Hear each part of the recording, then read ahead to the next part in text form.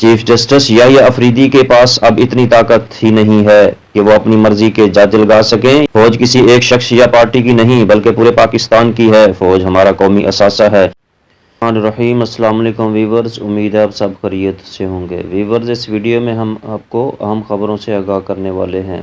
دوسری گزارش یہ ہے کہ سوشل میڈیا فائر وال ایکٹیو ہے، ممکن ہو تو چینل کو سبسکرائب، ویڈیو کو لائک، شیئر اور کمنٹ ضرور کریں، شکریہ۔ آئیے ہم آپ کو اہم خبروں سے آگاہ کرتے ہیں۔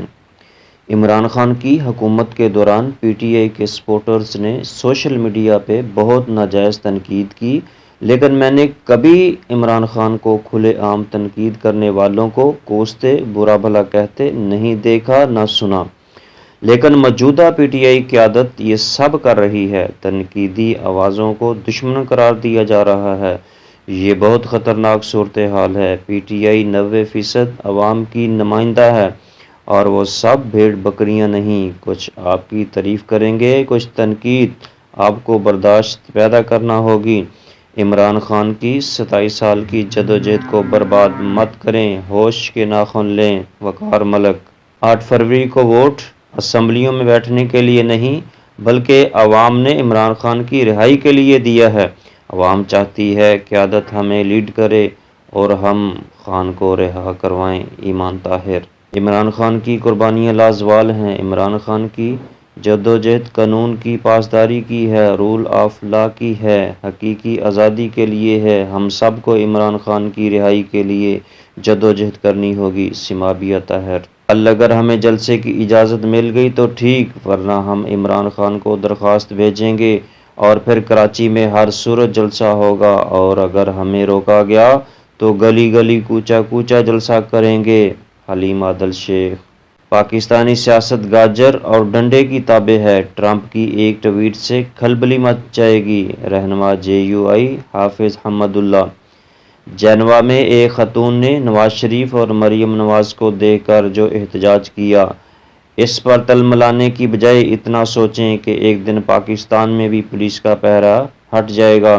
اسٹیبلشمنٹ بھی ہمیشہ نہیں بچائے گی۔ عوام سے رابطہ کریں۔ ان سے ڈرنا یا نفرت کرنا دونوں ہی سیاسی خودکشی کے راستے ہیں۔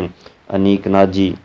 چیف جسٹس یحییٰ افریدی کے پاس اب اتنی طاقت ہی نہیں ہے کہ وہ اپنی مرضی کے جج لگا سکیں یا حکومت کے خلاف کوئی فیصلہ دے سکیں۔ ابو ذر نیازی۔ پوری قیادت ملک کو اسموگ میں چھوڑ گئی ہے۔ معیشت تباہ ہو گئی ہے۔ شیخ رشید۔ جب خان کال دے تو کم تعداد میں نہ نکلنا، بڑی تعداد میں نکلنا، تب ہی عمران خان رہا ہوگا۔ گھروں میں بیٹھ کر مشورے مت دینا بلکہ ہمارے ساتھ میدان میں نکلنا۔ شیخ وقاص اکرم۔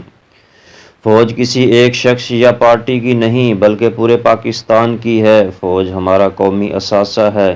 ایک پارٹی اور ایک شخص کے 10 سال کے اقتدار کے منصوبے کو تحفظ دینے کے لیے پوری فوج کو بدنام کروایا جا رہا ہے۔ عوام اور فوج کو ایک دوسرے کے سامنے لایا جا رہا ہے۔ عمران خان۔